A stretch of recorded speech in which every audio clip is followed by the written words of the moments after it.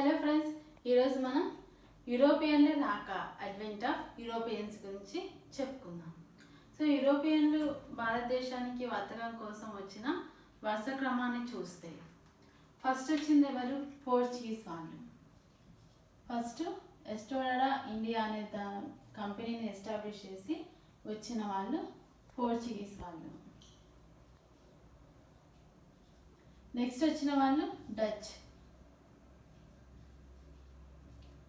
Next Britishers.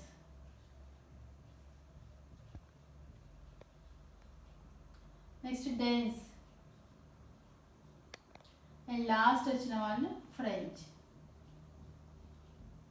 So Portuguese వాళ్ళు first వచ్చారు, and next Dutch వాళ్ళు వచ్చారు, Britishers, Danes or Denmark, last వచ్చిన వాళ్ళు ఫ్రెంచ్. ఈ యూరోపియన్స్ మన భారతదేశానికి వ్యాపారం కోసం వచ్చిన వాళ్ళు. సో భారతదేశానికి ఇరాన్ తోటి, రోమన్లతోటి వర్తక వ్యాపార సంబంధాలు ఉండేవి. తర్వాత యూరోపియన్లకు అంటే భారతదేశంలో సంపద ఎక్కువగా ఉంది అని యూరోపియన్లు కూడా మనతోటి వర్తక వ్యాపార సంబంధాన్ని కంటిన్యూ చేసేవాళ్ళు. అయితే యూరోపియన్లు కాన్స్టాంటినోపుల్ ద్వారా మధ్యాసియాకు వచ్చి మన భారతదేశానికి వచ్చి వాళ్ళు వ్యాపారాన్ని కొనసాగించేవాళ్ళు. అయితే 1453లో కాన్స్టాంటినోపుల్ని టర్క్స్ ఆక్యుపై చేసుకున్నారు. సో టర్క్స్ ఆక్రమించుకున్న తర్వాత వాళ్ళు యూరోపియన్లని ఆ మార్గం గుండా, కాన్స్టాంటినోపుల్ మార్గం గుండా భారతదేశానికి రాకుండా వాళ్ళు అడ్డుకున్నారు. దీంతో యూరోపియన్లకి మన దేశంతో వర్తకం చేసుకోవాలి కదా, ఎందుకంటే మనది చాలా సంపన్నమైన దేశం కాబట్టి. సో వాళ్ళకి మన దేశంతో వర్తకం చేసుకునేటువంటి మార్గము మూసుకొని పోయింది. సో వాళ్ళకి భారతదేశానికి సముద్ర మార్గాన్ని కనిపెట్టడం అనేది తప్పనిసరి అయింది. సో యూరోపియన్లు భారతదేశానికి సముద్ర మార్గాన్ని కనుక్కుందాం అనుకున్నారు. సో పోర్చుగల్ రాజు హెన్రీకి నౌకాయానాన్ని ప్రోత్సహించడం అనేది ఇంట్రెస్ట్ ఆయనకి. అందుకే నౌకాయానాన్ని ప్రోత్సహించడానికి హెన్రీ ఒక అకాడమీని ఏర్పాటు చేసిండు. ఇతనికి నౌకాయానాన్ని ప్రోత్సహించడం అంటే interest. Henry Portugal prince henry. So ఇతను ఒక అకాడమీని ఏర్పాటు చేయడం జరిగింది. సో ఈ అకాడమీలో శిక్షణ పొందినటువంటి ప్రముఖ నావికులు ఎవరు అంటే బర్తలామియో డయాస్. హెన్రీ ఏర్పాటు చేసినటువంటి అకాడమీలో శిక్షణ పొందినటువంటి నావికులు Bartolomeu Dias. And next Christopher Columbus, Amerigo Vespucci and Vasco da Gama. So వీళ్ళు ప్రముఖమైనటువంటి నావికులు, ఈ అకాడమీలో శిక్షణ పొందిన వాళ్ళు. సో ఇతనికి నౌకాయానాన్ని ప్రోత్సహించడం అనేది ఇంట్రెస్ట్ కాబట్టి ఈ హెన్రీకి ద నావిగేటర్ అనే టైటిల్ ఉంది. సో ద నావిగేటర్ అనే బిరుదు ఎవరికి ఉంది అంటే Portugal prince henry. The navigator అనే టైటిల్ ఎవరికి ఉంది అంటే హెన్రీకి ఉంది, ద నావిగేటర్. సో భారతదేశానికి సముద్ర మార్గాన్ని కనిపెట్టడానికి వచ్చినటువంటి ఫస్ట్ పర్సన్ ఎవరు అంటే 1486లో వచ్చింది ఇతను. అతనే బర్తలామియో డయాస్. బర్తలామియో డయాస్ ఫస్ట్గా సముద్ర మార్గం కోసం వచ్చినటువంటి పర్సన్. బర్తలామియో డయాస్. సో ఇతను 1486లో బయలుదేరిన సముద్ర మార్గాన్ని కనుక్కుందామని భారతదేశానికి. సో ఇతను వస్తూ అమెరికా దక్షిణ ప్రాంతానికి చేరుకున్నాడు. ఆ ప్రాంతం తుఫాన్లతో అల్లకల్లోలంగా ఉంది. సో దాంతో అతను ముందుకు వెళ్ళలేకపోయిండు. సో దాంతో బర్తలామియో డయాస్ ఆ ప్రాంతానికి తుఫాన్ల ఆగ్రం అని పేరు పెట్టి అతను వెనుదిరిగి వెళ్ళిపోయిండు. సో ఇదే తుఫాన్ల ఆగ్రానికి తర్వాత పోర్చుగల్ రాజు రెండవ జాన్ అక్కడికి విజిట్ చేసి అతను కూడా అక్కడికి వెళ్ళి ఆ తుఫాన్ల ఆగ్రంకి కేప్ ఆఫ్ గుడ్ హోప్ అని పేరు పెట్టింది. అయితే ఇక్కడ భూమధ్య రేఖను మొట్టమొదటిసారిగా దాటినటువంటి నావికుడు ఎవరు అంటే బర్తలామియో డయాస్. భూమధ్య రేఖని మొట్టమొదటిసారిగా దాటినటువంటి నావికుడు బర్తలామియో డయాస్. సో ఇతని తర్వాత వచ్చినటువంటి అతను ఎవరు అంటే 1492 1492 క్రిస్టోఫర్ కొలంబస్. క్రిస్టోఫర్ కొలంబస్ 1492లో క్రిస్టోఫర్ కొలంబస్ అట్లాంటిక్ మహాసముద్రం ద్వారా ప్రయాణించి ఇతను అమెరికాకి చేరుకున్నాడు. ఇతను ఇటాలియన్కి చెందినటువంటి నావికుడు క్రిస్టోఫర్ కొలంబస్. అయితే ఇతను అమెరికాకి చేరుకొని అదే భారతదేశమేమో, అదే ఇండియా అని భ్రమపడ్డాడు. అందుకే అక్కడ ఉన్నటువంటి గిరిజన ప్రజలకి రెడ్ ఇండియన్స్ అని పేరు పెట్టిండు. అక్కడ ఉన్నటువంటి దీవ్స్కి వెస్ట్ ఇండీస్ దీవ్స్ అని పేరు పెట్టిండు. అక్కడ ఉన్నటువంటి ప్రజలకి, గిరిజన ప్రజలకి రెడ్ ఇండియన్స్ అని పేరు పెట్టిండు. అక్కడ ఉన్నటువంటి దీవులకి పశ్చిమ ఇండియా దీవులు అని పేరు పెట్టిండు. సో ఇతను కొలంబస్ కనుక్కున్నది అమెరికా, కానీ అతను అది భారతదేశం అనుకున్నాడు. అతను కనుక్కున్నది భారతదేశం కాదు, అది అమెరికా అని అతనికి తెలిసే లోపే అతను చనిపోవడం జరిగింది, Christopher Columbus. And next person Amerigo Vespucci. Amerigo Vespucci. ఈ క్రిస్టోఫర్ కొలంబస్ ఇతను కూడా ఇటాలియన్ నావికుడే. సో ఈ క్రిస్టోఫర్ కొలంబస్ కనుక్కున్నది ఇండియా కాదు, అది అమెరికా అని ఇతను తెలుసుకొని దానికి అమెరికా అని పేరు పెట్టిన వ్యక్తి అమెరిగో వెస్పూచి. అమెరిగో వెస్పూచి అమెరికాకి, అంటే కొలంబస్ కనుక్కున్న ప్రాంతానికి అమెరికా అని పేరు పెట్టిండు Amerigo Vespucci. And next person Vasco da Gama. 1498 May 17న వాస్కో డి గామా బయలుదేరిండు. బర్తలామియో డయాజ్ వచ్చినటువంటి మార్గం గుండానే వచ్చిండు. 1498 మే 17 వాస్కో డి గామా.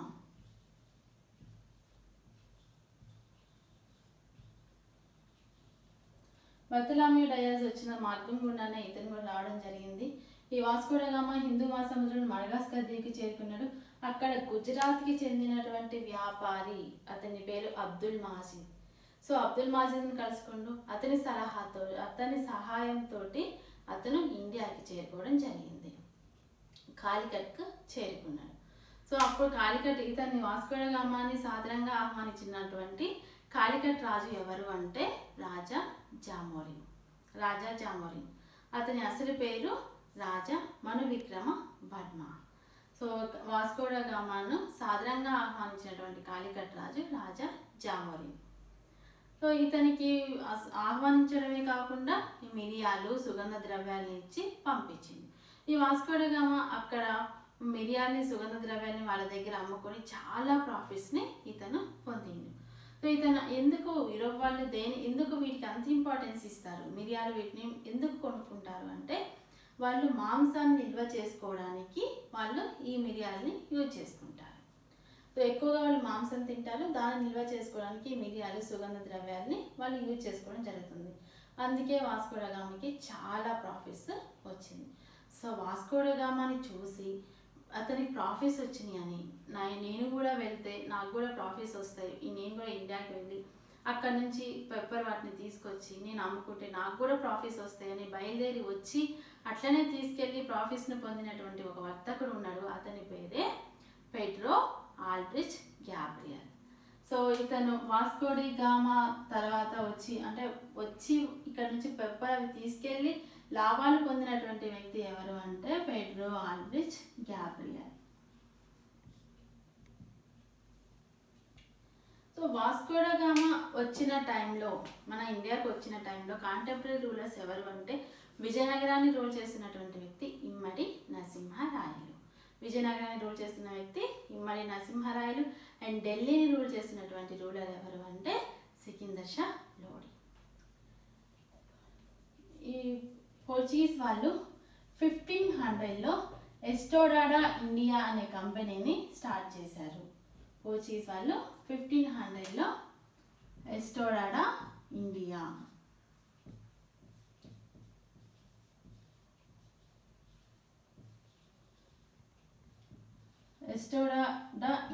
అనే కంపెనీ స్టార్ట్ చేయడం జరిగింది. ఎస్టోడాడా ఇండియా అనే కంపెనీని స్టార్ట్ చేశారు 1500లో పోర్చుగీస్ వాళ్ళు.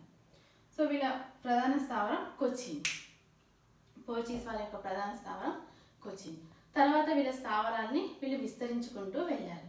సో రిమైనింగ్ అంటే మిగతా ఉన్నటువంటి వాళ్ళ స్థావరాలు ఏంటి అంటే మహారాష్ట్రలోని సాసెట్టి బేసిన్ అండ్ బాంబేలోని ఈ హుగ్లీ, చిట్టగాంగ్, సద్యా వంటి ప్రాంతాలు, అండ్ గుజరాత్లోని డయ్యూ డామన్, గోవాలోని కొంకన్ తీరం, సో గుజరాత్లోని సూరత్, సో ఇవన్నీ కూడా వీళ్ళకున్నటువంటి ఇంపార్టెంట్ స్థావరాలు.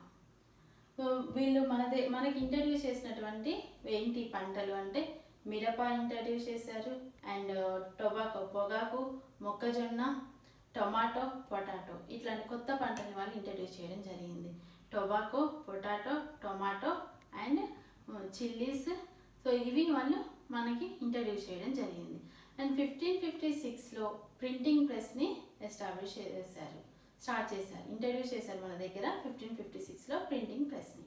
సో పోర్చుగీస్ వాళ్ళు క్రైస్తవ మతాన్ని కూడా మనకి ఇంట్రడ్యూస్ చేయడం జరిగింది. పోర్చుగీస్ వాళ్ళ టైంలోనే సెయింట్ జేవియర్ అనే వ్యక్తి గోవా మొత్తం తిరిగి క్రైస్తవ మతాన్ని ప్రచారం చేసిండు. ఈ సెయింట్ జేవియర్ ఒక్కడే 7 లక్షల మంది, గోవాకు చెందినటువంటి 7 లక్షల మంది మత్స్యకారుల్ని ఇతను ప్రభావితం చేసి క్రైస్తవ మతంలోకి మార్చిండు. సో గోవాలోని ఇతను సెయింట్ జేవియర్ చనిపోయిన తర్వాత ఇతని పార్థివ దేహాన్ని గోవాలోని జేవియర్ చర్చ్లో భద్రపరచడం జరిగింది.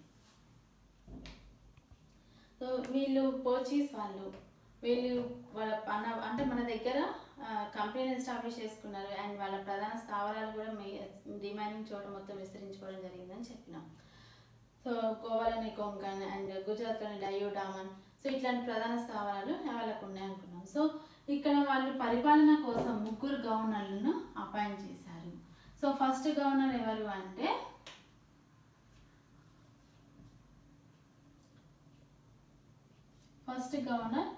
Francis de Almeida,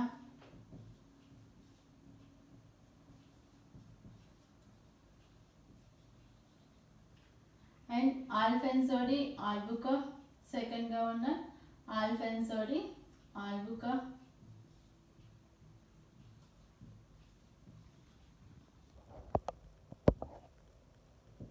Next one Ninodi Kunha.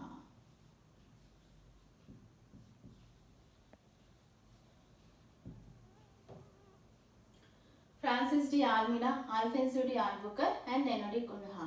So ఈ 3 గవర్నర్ని అపాయింట్ చేయడం జరిగింది. So Francis de Almeida first governor, Portuguese governor ఎవరు? Francis de Almeida.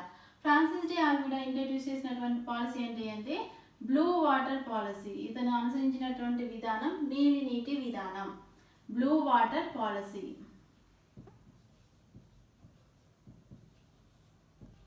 నీలి నీటి విధానం, బ్లూ వాటర్ పాలసీ అంటే ఏంటి? సముద్రాల మీద ఆధిపత్యాన్ని తెచ్చుకోవాలి మనం. సో సముద్రాల మీద ఆధిపత్యం తెచ్చుకోవడం అంటే వర్తక వ్యాపారాల్ని మనం చేసుకోవాలి. వర్తక వ్యాపారాల మీద ఆధిపత్యం తెచ్చుకుంటే మనం ఎకనామికల్గా స్ట్రాంగ్ అవుతాం. సో మనం ఎకనామికల్గా స్ట్రాంగ్ అవడం అంటే అన్ని విధాలకు కూడా మనకి బలం వచ్చినట్లు. సో మనం సముద్రాల మీద ఆధిపత్యాన్ని తెచ్చుకోవాలి అని బ్లూ వాటర్ పాలసీ, నీటి విధానాన్ని ప్రవేశపెట్టిన గవర్నర్ ఎవరు అంటే Francis de Almeida. So Francis de Almeida అనుసరించినటువంటి విధానం నీలి నీటి విధానం, అంటే సముద్రాల మీద ఆధిపత్యాన్ని తెచ్చుకోవడం. So next governor Alfonso de Albuquerque. So Alfonso de Albuquerque ఇతను యాక్చువల్గా సముద్రం మీద ఆధిపత్యాన్ని తెచ్చుకున్నటువంటి, పూర్తి ఆధిపత్యాన్ని, ఇండియన్ ఓషన్ మీద పూర్తి ఆధిపత్యాన్ని తెచ్చుకున్నటువంటి గవర్నర్ ఎవరు అంటే ఆల్ఫాన్సో డి ఆల్బుకర్. సో ఇతను 1510లో బీజాపూర్ సుల్తాన్ని ఓడించి గోవాని ఆక్యుపై చేసుకున్నాడు. అండ్ మన విజయనగర శ్రీకృష్ణ దేవరాయలతోటి సంధి చేసుకున్నటువంటి పోర్చుగీస్ గవర్నర్ ఎవరు అంటే ఆల్బుకర్. శ్రీకృష్ణదేవరాయలతో సంధి చేసుకున్నాడు. అయితే శ్రీకృష్ణదేవరాయలతో సంధిలో సంతకం చేసినటువంటి పోర్చుగీస్ అధికారి ఎవరు అంటే ఫ్రేయర్ లూయిస్. సో పోర్చుగీస్ వారితోటి మన శ్రీకృష్ణదేవరాయలు సంధి చేసుకున్నాడు. సో అప్పుడు గవర్నర్ ఎవరు అంటే Portuguese governor Albuquerque. So and next governor Nuno da Cunha. వారి ప్రధాన స్థావరం మనం పోర్చుగీస్ వాళ్ళ ప్రధాన స్థావరం కొచ్చిన్ అని చెప్పుకున్నాం. సో నినోడి కున్హా 1530లో తన ప్రధాన స్థావరాన్ని కొచ్చిన్ టు గోవాకి చేంజ్ చేయడం జరిగింది. సో ఈ విధంగా 3 గవర్నర్లు పోర్చుగీస్ వాళ్ళ యొక్క పరిపాలన కోసం అపాయింట్ చేయడం జరిగింది. So first governor Francis de Almeida. So ఇతను అనుసరించిన విధానం నీటి విధానం, blue water policy. And Alfonso de Albuquerque ఇతను బీజాపూర్ సుల్తాన్ ఓడించి గోవాను ఆక్యుపై చేసుకున్నాడు. అండ్ శ్రీకృష్ణదేవరాయలతో సంధి కూడా చేసుకోవడం జరిగింది. సంధికి సంతకం చేసినటువంటి వ్యక్తి ఫ్రేయర్ లూయిస్ అండ్ నినోడి కున్హాకో చింటూ కోవాకి ఇలా క్యాపిటల్ని చేంజ్ చేసుకున్నాడు. అరేబియా సముద్రం పైన మన నౌకలు ప్రయాణించాలన్నా కూడా పోర్చుగీస్ వారి యొక్క అనుమతి పత్రం తప్పనిసరి. సో అలా అనుమతి పత్రాన్ని తీసుకోవడాన్ని ఏమంటారంటే, అనుమతి పత్రం పేరు ఏంటి అంటే ఖతాస్. ఖతాస్ అనేటువంటి అనుమతి పత్రాన్ని తీసుకుంటేనే మన నౌకలు అరేబియా సముద్రంలోకి ప్రయాణిస్తారు. సో అటువంటి అనుమతి పత్రం పేరు ఏంటి అంటే ఖతాస్. పోర్చుగీస్ వారు ఇచ్చేటువంటి అనుమతి పత్రం పేరు ఖతాస్. సో 1612లో బ్యాటిల్ ఆఫ్ స్వాలే,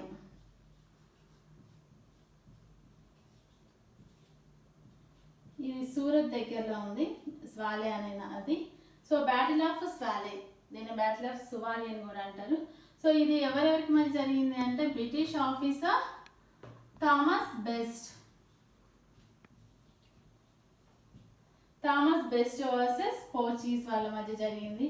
సో ఇందులో పోర్చుగీస్ వాళ్ళు ఓడిపోవడం జరిగింది. స్వాలే యుద్ధంలో థామస్ బెస్ట్కి పోర్చుగీస్ వారికి మధ్య జరిగింది. అండ్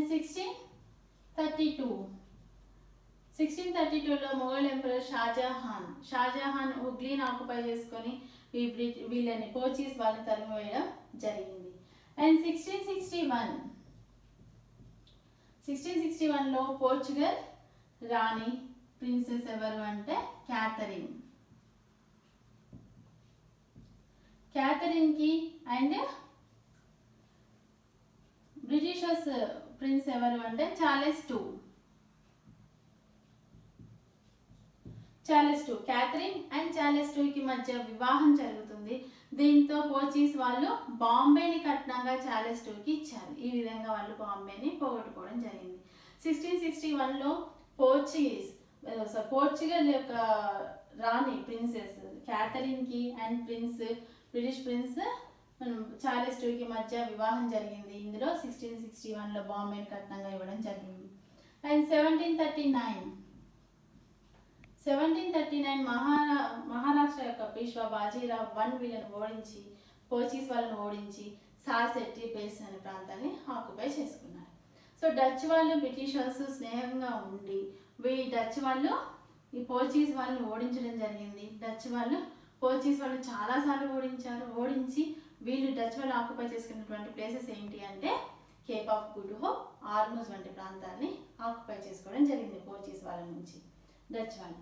సో ఈ విధంగా వీళ్ళు అన్ని ప్రాంతాలని పోగొట్టుకొని చివరిగా వీళ్ళ చేతుల్లో ఉన్నటువంటి ప్రాంతాలు ఏంటి అంటే గోవా, డయ్యూ, డామన్. సో పోర్చుగీస్ వాళ్ళ చేతిలో ఉన్నటువంటి ప్రాంతాలు గోవా, డయ్యూ, డామన్. 1961 ఆపరేషన్ విజయ్. 1961లో ఆపరేషన్ విజయ్ ద్వారా మన independent Indian government operation Vijay ద్వారా పోర్చుగీస్ వాళ్ళ నుంచి గోవా, డయ్యూ, డామన్ అనే ప్రాంతాన్ని ఆక్యుపై చేసుకుంది. దీంతో పోర్చుగీస్ వాళ్ళు వెళ్ళారు. సో పోర్చుగీస్ వాళ్ళు 1500లో ఎస్టోడాడా ఇండియా అనే కంపెనీతో ఎంటర్ అయ్యి 1961లో ఆపరేషన్ విజయ్ ద్వారా వాళ్ళు తిరిగి వెళ్ళడం జరిగింది. ఇది పోర్చుగీస్ వాళ్ళు. అండ్ నెక్స్ట్ వాళ్ళు ఎవరు అంటే డచ్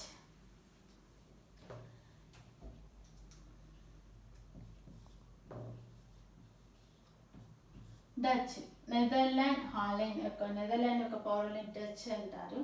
సో ఈ డచ్ వాళ్ళు 1602లో డచ్ ఈస్ట్ ఇండియా కంపెనీ తోటి వాళ్ళు ఎస్టాబ్లిష్ చేయడం జరిగింది మన దగ్గర.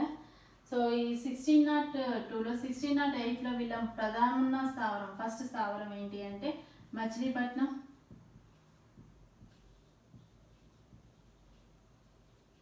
సో దీనికి అనుమతించినటువంటి మన గోల్కొండ సుల్తాన్ ఎవరు అంటే మహమ్మద్ కులీ కుతుబ్ షా.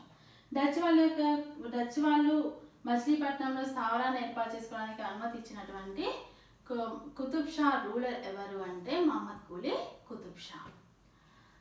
సో వీళ్ళ యొక్క రిమైనింగ్ స్థావరాలు ఏంటి అంటే పులికాట్ అండ్ భీమిలిపట్నం, నిజాంపట్నం ఏపీలో ఉన్నాయి.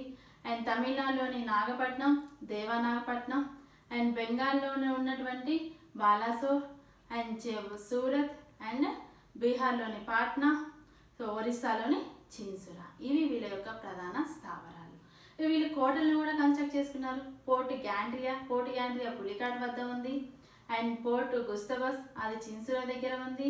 అండ్ పోర్ట్ డేవిడ్ దేవనాపట్నం వద్ద ఉంది. పోర్ట్ గ్యాండ్రియా, పోర్ట్ డేవిడ్, పోర్ట్ గుస్తబస్ ఈ కోటలను కూడా వాళ్ళు కన్స్ట్రక్ట్ చేసుకోవడం జరిగింది.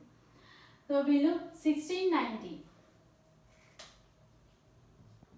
1690లో ప్రధాన స్థావరాన్ని పులికాట్కి మార్చడం పులికాట్ నుంచి నాగపట్నంకి మార్చారు వీళ్ళు డచ్ వాళ్ళ యొక్క స్థావరాన్ని.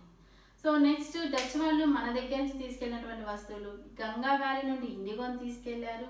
యమునా వ్యాలీ నుండి ఇండిగోని తీసుకెళ్లారు. యమునా వ్యాలీ నుండి అండ్ గంగా వ్యాలీ నుండి ఓపియం రైస్ని తీసుకెళ్లారు. గంగా వ్యాలీ నుండి opium rice and Yamuna valley నుండి ఇండిగోని తీసుకెళ్లారు.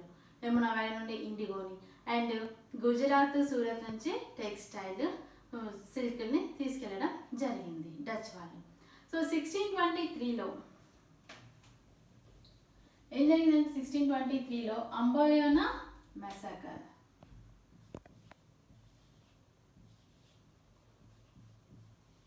1623 నవంబర్లో జరిగింది అంబోయానా మెసాకర్.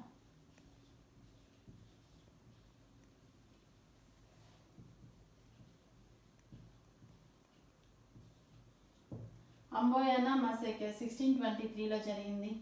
సో ఈ అంబోయానా మసేకర్ అనేది ఇండోనేషియాలో ఉంది. అంబోయానా అనేటువంటి ప్లేస్ 21 మెంబర్స్ డచ్ వాళ్ళతో కలిసి వర్తక వ్యాపారానికి అంబోయానాకి ఇండోనేషియాకి వెళ్ళడం జరిగింది వ్యాపారం చేసుకోవడానికి.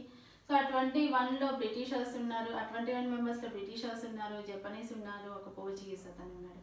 సో 10 మెంబర్స్ బ్రిటిషర్స్ ఉన్నారు. సో వీళ్ళందరినీ కూడా డచ్ వాళ్ళతో కలిసి వీళ్ళు అంబోయానా ప్లేసెస్కి వెళ్ళారు. ఇండోనేషియాలోని అంబోయానా ప్లేస్లో 1623లో జరిగింది. 1623 అంబోయానా మసేకర్ అంటారు. ఏంటి అంటే వీళ్ళని వాళ్ళు చంపేశారు. డచ్ వాళ్ళు వీళ్ళని దారుణంగా చంపేశారు. దాన్ని అంబోయానా హత్యాకాండ అని అంటారు.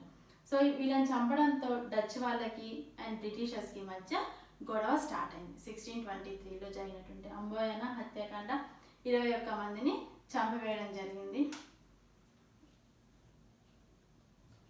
దీంతో 1759లో బ్యాటిల్ ఆఫ్ బదేరా జరిగింది. ఎవరెవరికి? బ్రిటిషర్స్కి అండ్ డచ్ వాళ్ళకి. చెప్పిన ఈ గొడవతోటి వాళ్ళిద్దరికి మధ్య గొడవలు స్టార్ట్ అయినాయి, డచ్ వాళ్ళకి బ్రిటిషర్స్కి. So battle of Bedara or battle of Hooghly and battle of Chinsurah అని కూడా అంటారు. ఈ యుద్ధము సప్తవర్ష సంగ్రామం ఎప్పుడు జరిగింది? సప్తవర్ష సంగ్రామం 7 years 1756 to 1763 మధ్యలో జరిగింది సప్తవర్ష సంగ్రామం. సో ఇందులో భాగంగా ఈ బ్యాటిల్ ఆఫ్ బదేరా కూడా జరిగింది. సో ఇందులో డచ్ వాళ్ళు ఓడిపోయి వాళ్ళు వెళ్ళిపోవడం జరిగింది. ఇది డచ్ వాళ్ళది. 1759 బ్యాటిల్ ఆఫ్ బదేరాతో వాళ్ళు వెళ్ళిపోయారు. And next Britishers.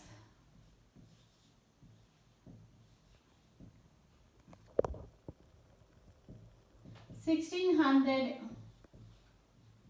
December 30న ఈస్ట్ ఇండియా కంపెనీని ఫామ్ చేసుకోవడానికి అంటే క్వీన్ బ్రిటిష్ రాణి ఎలిజబెత్ నుంచి అనుమతి పత్రం తీసుకొని వచ్చారు వీళ్ళు బ్రిటిషర్స్. సో తర్వాత వాళ్ళు 1608లో విలియం హాకిన్స్ జహంగీర్ని పర్మిషన్ కోసం అంటే మేము సూరత్లో మేము స్థావరాన్ని ఏర్పాటు చేసుకుంటామని వెళ్ళిండు, ప్రమాణాన్ని తీసుకున్నాడు. అండ్ 1609లో జేమ్స్ వన్ బ్రిటిష్ రాజు జేమ్స్ వన్ నుంచి టైం లిమిట్ అనేది లేకుండా అంటే ఆయన ఒక ప్రమాణాన్ని ఇచ్చిండు. అంటే మీకు టైం లిమిట్ అనేది లేదు, మీరు వ్యాపారం చేసుకోవచ్చు ఇండియాలో అనేసి ఆయన ఇవ్వడం జరిగింది అనుమతి జేమ్స్ వన్. అయితే ఈ మోనోపోలీ రైట్స్ అనేవి ఎప్పుడు పోయినాయి అంటే 1813 చార్టర్ యాక్ట్ ద్వారా కంపెనీకి ఈస్ట్ ఇండియా కంపెనీకి ఉండేటువంటి మోనోపోలీ రైట్స్ అనేవి పోయినాయి. సో 1609 జేమ్స్ వన్ ఇచ్చినటువంటి కంపెనీకి ఇచ్చినటువంటి మోనోపోలీ రైట్స్ 1813 చార్టర్ యాక్ట్తో ఎండ్ అయినాయి అని చెప్పొచ్చు.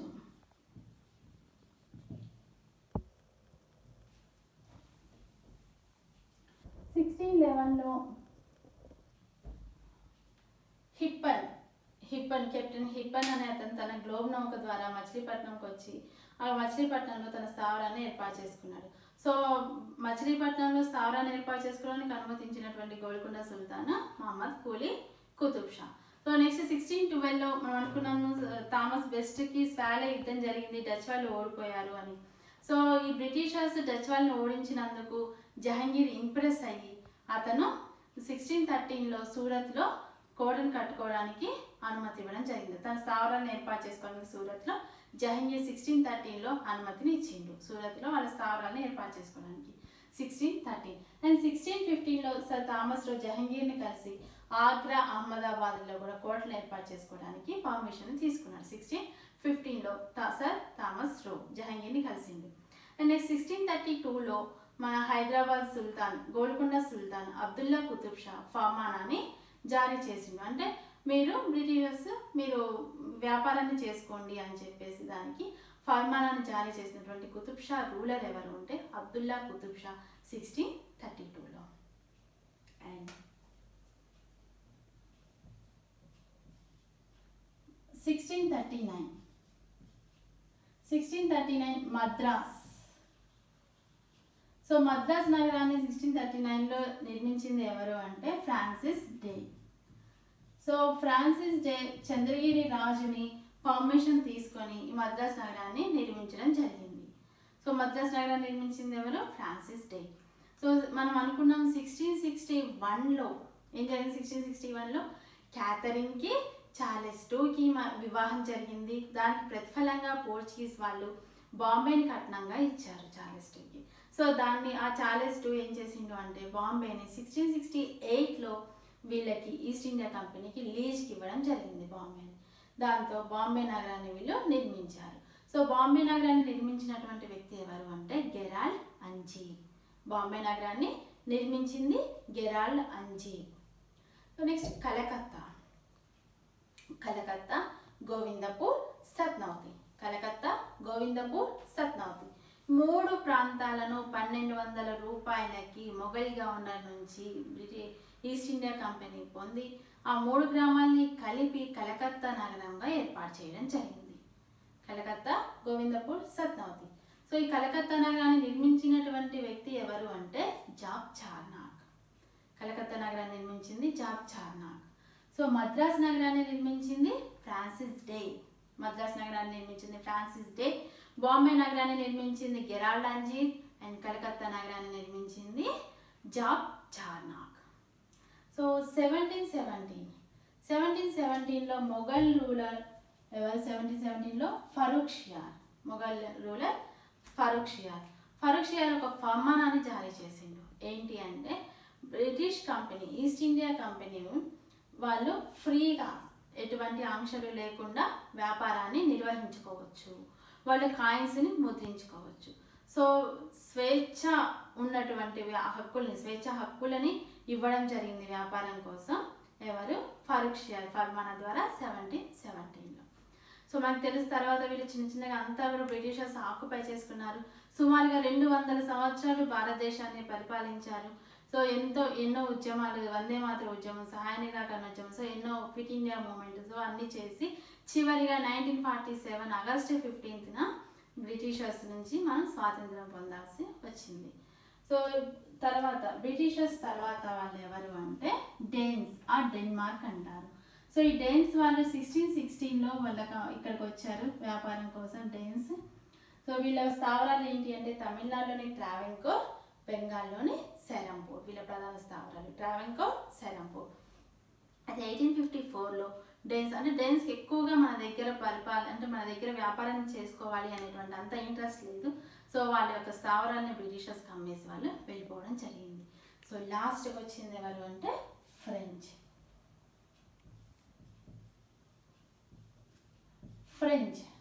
అప్పుడు ఫ్రెంచ్ ఆర్థిక మంత్రి కోల్బర్ట్ యొక్క సలహా మేరకు ఫ్రెంచ్ యొక్క రాజు 14th లూయి 14th ఇక్కడ వ్యాపారం చేసుకోవడానికి అనుమతిని ఇచ్చిండు. ఇది గవర్నమెంట్ కంపెనీ. సో ఫ్రెంచ్కి ఇక్కడ అనుమతి ఇచ్చినటువంటి అంటే ఇక్కడ మనం వ్యాపారం చేసుకుందాం అన్నటువంటి రాజు ఎవరు అంటే 14th లూయి. ఎవరి సలహా ప్రకారం అంటే ఆర్థిక మంత్రి కోల్బర్ట్ సలహా మేరకు. ఫ్రెంచ్ వాళ్ళ యొక్క ప్రధాన స్థావరాలు 1668లో సూరత్లో వాళ్ళ యొక్క ప్రధాన స్థావరాలు ఏర్పాటు చేసుకున్నారు. తర్వాత వాళ్ళు మచిలీపట్నం, మాహే, యానం, కరైకల్, సో వీటిల్లో కూడా వాళ్ళ స్థావరాలను ఏర్పాటు చేసుకున్నారు. సో పాండిచేరిని ఏర్పాటు చేసినటువంటి ఫ్రెంచ్ అధికారి ఎవరు అంటే ఫ్రాంకోయిస్ మార్టిన్. పాండిచేరిని నగర నిర్మాత, పాండిచేరిని నిర్మించినటువంటి వ్యక్తి ఎవరు అంటే François Martin, Pondicherry. So French యొక్క చెప్పుకోదగ్గటువంటి గవర్నర్ ఎవరు అంటే డూప్లే. సో ఈ డూప్లేకి బ్రిటిషర్స్ని మన భారతదేశం నుంచి పంపించాలి అనేదే ప్రధాన లక్ష్యంగా ఉండేది డూప్లేకి. వీళ్ళు 3 కర్ణాటక యుద్ధాలు చేశారు. 3 కర్ణాటక యుద్ధాల తర్వాత బ్రిటిషర్స్ ఫ్రెంచ్ వాళ్ళని 3 కర్ణాటక యుద్ధాల్లో ఓడించడం జరిగింది. తర్వాత ఫ్రెంచ్ వాళ్ళు వెళ్ళిపోయారు. సో 3 కర్ణాటక యుద్ధాలు మనకు తెలుసు. 1746 to 1748 first Carnatic war, Anglo Carnatic war, and 1749 to 1754 second Anglo Carnatic war, and 1756 to 1763 third Anglo Carnatic war. So first, second, third ఈ మూడు కర్ణాటిక్ వార్స్ తోటి వీళ్ళు ఫ్రెంచ్ వాళ్ళని ఓడించడం జరిగింది బ్రిటిషర్స్. సో ఫ్రెంచ్ వాళ్ళు వెళ్ళిపోయారు. బ్రిటిషర్స్ 1947 వరకు ఉన్నారు. సో ఫస్ట్ వచ్చిన వాళ్ళు యూరోపియన్స్, ఫస్ట్ వచ్చిన వాళ్ళు పోర్చుగీస్ వాళ్ళు, తర్వాత పోర్చుగీస్, డచ్, బ్రిటిషర్స్, డేన్స్, ఫ్రెంచ్. వీళ్ళు వచ్చినటువంటి యూరోపియన్స్ భారతదేశంతో వర్తకం చేసుకోవడానికి. సో యూరోపియన్ల రాకతోటే మన ఆధునిక భారతదేశం ప్రారంభమైందని చెప్పవచ్చు. Thank you.